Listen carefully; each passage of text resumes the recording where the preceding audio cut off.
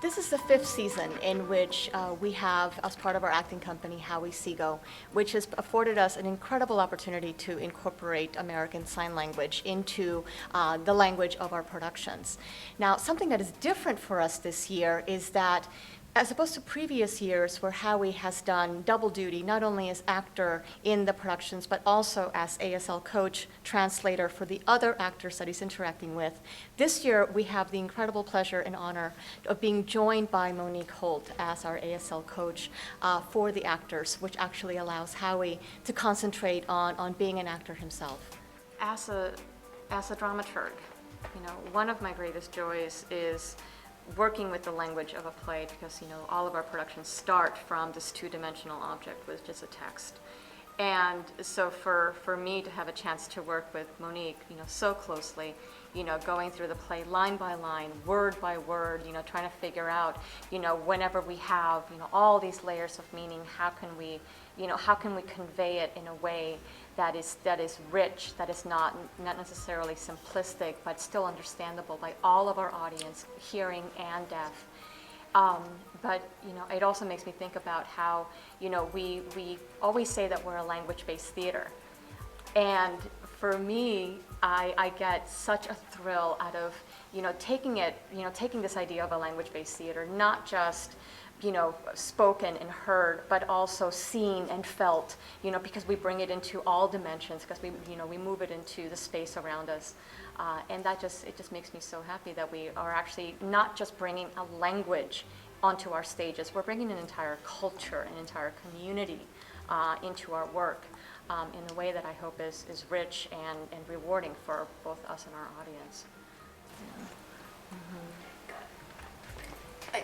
I agree.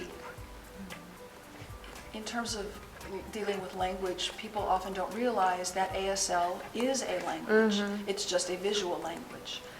For example, when we were talking about the soothsayer who makes predictions in this show, she's not only using sign language, but she's using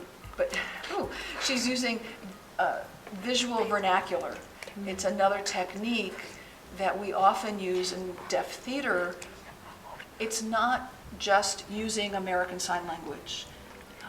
It brings in a special quality for the character, in this case the soothsayer, who is conveying her visions. She's performing her visions of Jupiter. And people have responded very well to that, not just the deaf audience, but the hearing audience as well. They can see the difference between visual vernacular and ASL. So that's been nice. That's right. It's a rich tapestry of language. So even for our hearing audiences, even if you don't understand what every sign means, you'll still find that you get a lot out of it. You're right. Some signs are iconic. Yes. It's easy to recognize what they are. So when you hear the English, you can see that's what the sign means. Yes. And it exposes the audience to a different kind of language at different levels. It's like listening to a foreign language. Yes. Sometimes you can get the sense of the emotion. You know when they're angry. You don't understand what they're saying, but you get the gist.